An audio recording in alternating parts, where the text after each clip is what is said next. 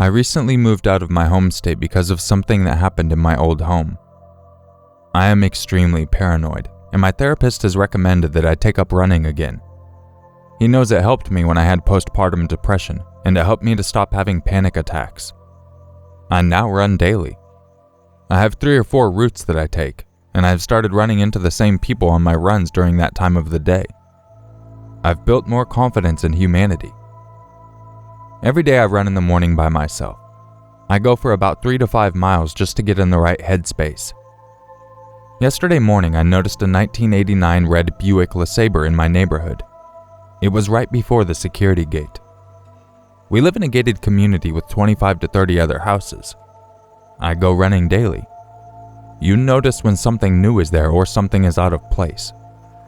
I live in the more northern country-like area. Think North Carolina, South Carolina, and Virginia. It's beautiful here and we have southern hospitality. It is beautiful running and seeing the sun come up over the trees that are changing colors. It's been great running in the cold weather as well. Everyone has been nice. I have had people stop and ask me if I'm okay when I'm sitting on the side of the road taking a break on an extra long run. People are just really kind here. Last night I felt a panic attack coming on and our family puppy was being a hyper mess. It was about 5:30 p.m. My mom and husband were home and watching my son, so I decided to help the dog run out some of his energy and prevent my family from dealing with another one of my episodes. As we were running, I noticed the same LeSabre but on a different street. My usually hyper-friendly and goofy dog slows his running pace down as we get closer to the car, stops, and starts growling. I thought he might have seen our neighbor's cat and was getting ready to pounce, but Oreo was nowhere in sight. I tried to urge him to run more with the treat, and we get moving. And as we get closer to the car, he is pulling and being reluctant. We run past it with no issue, but as we continue running past it, he stops and looks back every 30 feet. This behavior continues for the next 2 blocks. Of course, my paranoid mind is racing. The car has a legal black tint on it, so I can't see if anyone was inside the car, but in the blocks where we looked back, nothing happened. The car was in the same spot. So we continued running and we were about 2.5 miles from our neighborhood. It was about 6:25 p.m. My pace is much slower with my smell-loving dog. It's pretty dark at this point, so I decide it's time to turn around. As I turn around, I see a car coming down the street in our direction.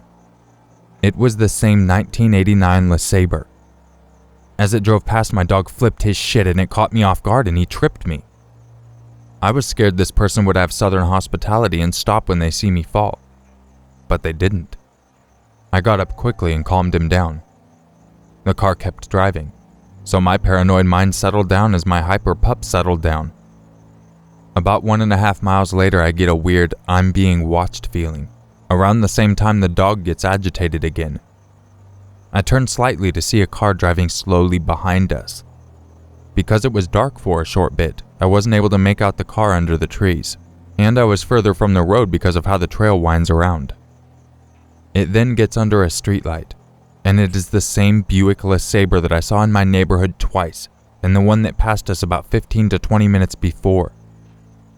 I am literally freaking out in my mind, but trying to keep myself and my dog calm on this dark trail/road. Keeping my pace, I call my husband and talk to him through my headphones. I let him know where I am and what is going on. I pick up our pace a little and tighten the dog's leash so he is forced to keep my pace. The car is still trailing us. My husband stays on the line and he is driving towards us. At this point, I'm about 0.8 to 0.9 miles from home, which isn't very far by car. Within about 3 minutes, my husband pulls up in his Ford F-250 and stops by the trail where he sees me. The Buick stops moving. I run to my husband's truck and get the dog inside. My husband gets out of the car. He is kind of a big confrontational type of guy. As my husband gets out, he slams the door and takes about 10 steps towards the car. Whoever was in the LeSabre threw his car in reverse and gunned it. By the time my husband got back to the truck and got it started, the LeSabre was about 3 to 4 blocks away, and it turned off on a side road. We did try to trail them and maybe get a license plate number or something, but we lost them. We think they might have turned into a driveway and turned their vehicle off. There is no way they could have gotten far. I am not sure if this has anything to do with the court case I am dealing with in my hometown, or if this is some creep. Today my runs were done in the confinement of my neighborhood. The cops have been called and a report was taken.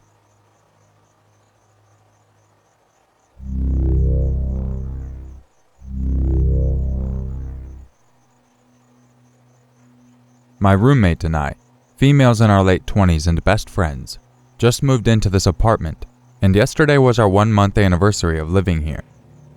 It's in Ontario, the Greater Toronto area. Great neighborhood, a little touristy. Not a bad area. The building is in great shape, but old, and many of the tenants have told us that they've lived there for 20 years plus. We were assured the locks were changed before we moved in. I have a key, as does my roomie, the old couple that takes care of the building, in their 60s, and the general maintenance guy. I was the last to leave the apartment around 8 a.m. and I locked the door. My roomie got home at around 4:30 p.m., unlocked the door, changed, and left again to run errands. We both got home at around 6 p.m. First thing I did was go to my room to change out of my work clothes. Yoga pants for the win. And I noticed that my closet looked messy. I had a small box of knickknacks, notebook, tissue paper, lip gloss, keychain, junk drawer stuff, that looked like it had fallen onto the floor of my closet. However, the box was then put back up and some of my dirty clothes from my basket were inside. It looked like someone had rummaged through my dirty laundry and tossed the clothes out of their way, which probably caused the box full of stuff to fall in the first place. On top of that, brand new clothes I had just purchased were still hung up, but hanging inside the box, like someone quickly sliding clothes on the clothing bar and it flipping some into the box. Because I'm very neat and tidy, I knew right away that this was not right. I did not do this. So I began to rationalize. Did my roomie do this? No, why would she do this? She wouldn't do this. If she needed something, she'd ask. Did I do this? Maybe I threw my pants in the closet and it landed in the box. Maybe I did just leave this stuff on the floor. Oh well, weird. But anyways, essentially my inner dialogue. Cut to about 9:45 p.m. I'm in my room when all of a sudden I hear my roomie call my name loudly and in a tone of voice I've never heard before. I go to her room and she said, "I found the gift you left for me." I say I don't understand. The present in my pillow. I look at her from the hall and say I have no idea what she's talking about. I go into her room and on her bed is a dildo. My dildo. I grab it and say, "That's mine, why is that in here?" She said, "It was in my pillow. You didn't put it there?" I tell her it was mixed up with my laundry basket. That's where I leave it to remind myself to wash it within a day or so. Now the wheels are turning and things are coming together. Someone must have let themselves into our apartment with a key, went inside my room, looked through my dirty laundry, found the sex toy mixed in there, and put it inside her pillowcase so she'd find it when she went to bed. After being in shock for a few minutes, the reality sunk in and I started to cry. Someone had access to our apartment for at least the last month. We decided to talk to the building managers, the old couple, and while they seemed to want to comfort me because I was an emotional mess, the husband mostly played it down saying it was probably a joke, not funny. And did we give a copy of the key to anyone? Nope, never. I think it was part culture and age that made them downplay it. We did call the cops, and they came within an hour or so. They took all our info. We told them the full story, and they had a look around. Honestly, they can't do much, and I figured that. But at least we would have a paper trail. I definitely mentioned the handy guy as one they should talk to. They're going to follow up with some residents of the building staff. I also watched the property manager, the sweet old guy, and that handyman change my locks this morning. If anything seems out of place, then it's clear it's either the staff or someone who has access to their apartment or keys. We're getting a camera that we can attach somewhat discreetly, and hopefully it never catches anyone that shouldn't be in our apartment.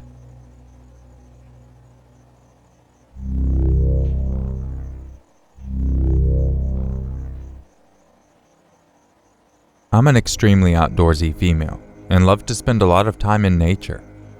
I spent the better part of my early 20s living in remote northern locations and exploring a lot of Alaska, Yukon, and British Columbia.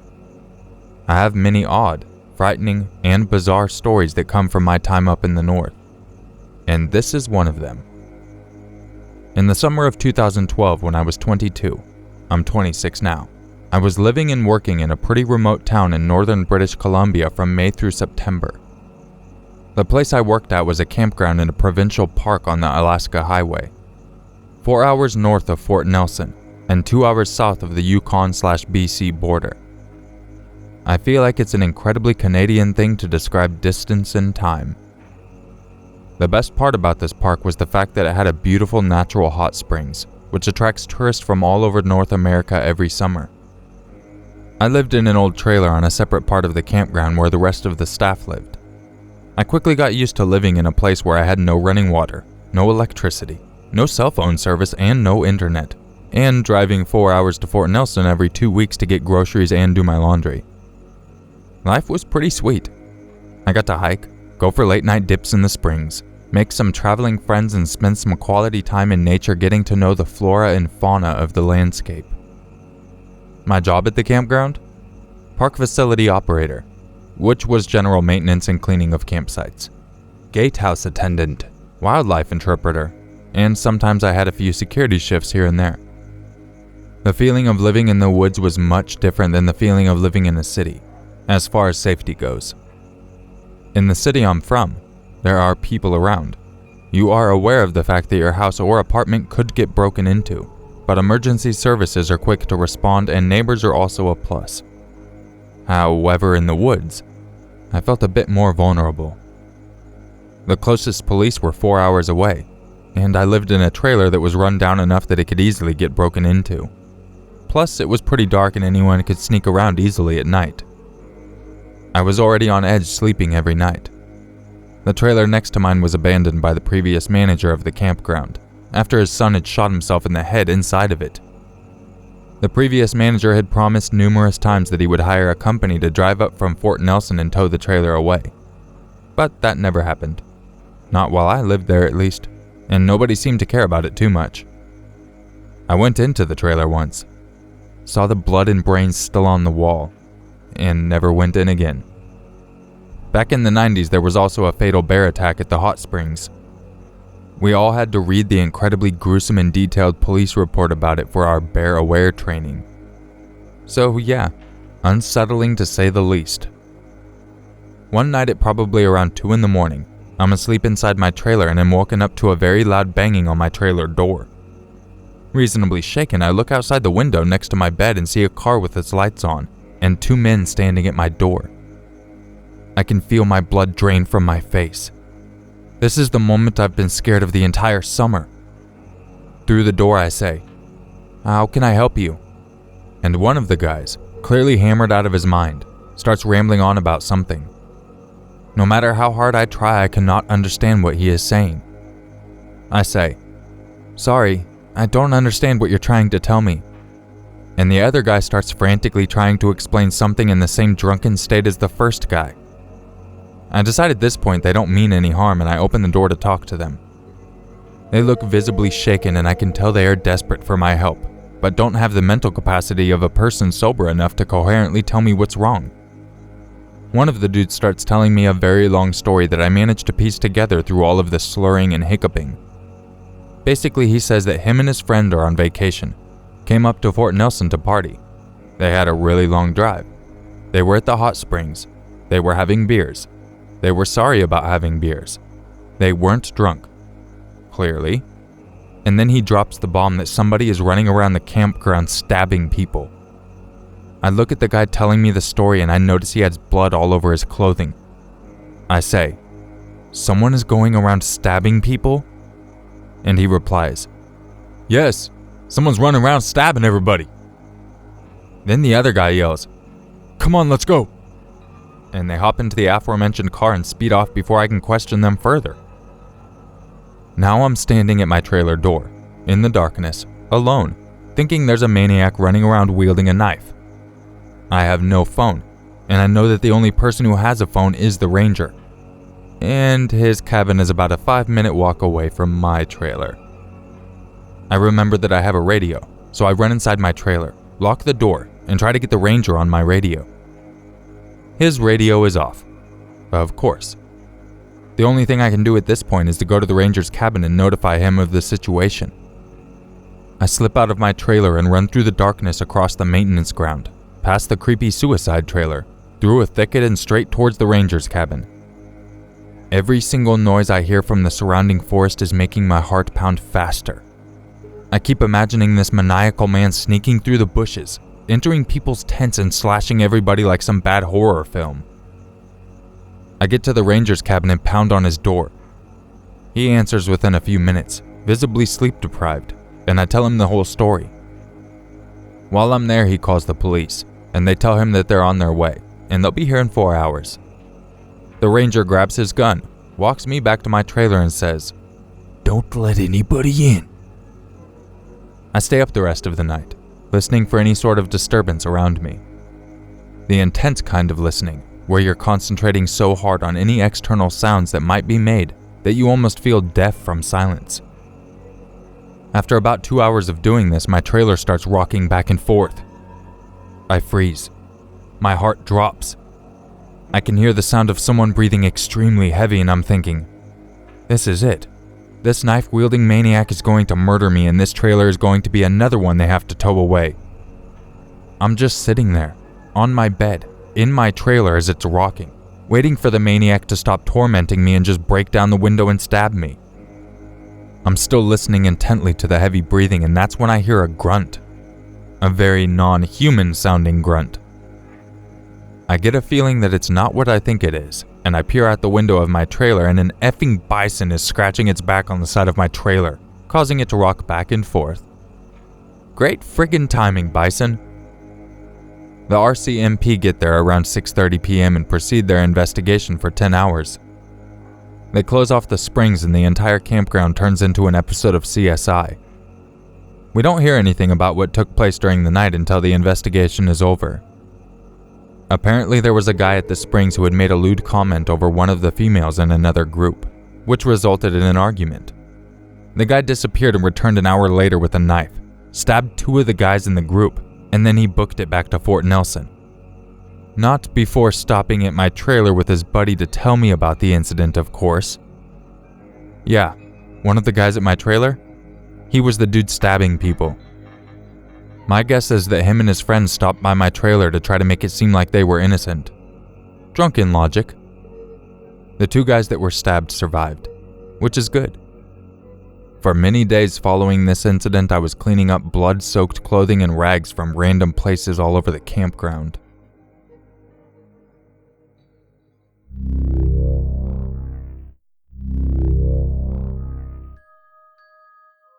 If you enjoyed this video, subscribe, like the video, and share it. Share it so other people see it and subscribe and like it. And if you would like to help support the channel, make sure you look below and you will see a sponsor button by the subscribe button. You will get some cool perks from that, as well as doing what you can to help keep YouTube creepy. I also have a Patreon if you're looking for just my early access or my vault of old videos. Well, more or less a link you can listen to them, which is like 50 hours of content. And if you have a scary story that you would like to submit, make sure you email it to urmaker6260@gmail.com. I hope everybody has a wonderful day, and I'll catch you that there on that next video. And just remember, it's always scary if it's true. Bad bye, baby. Bad bye, baby.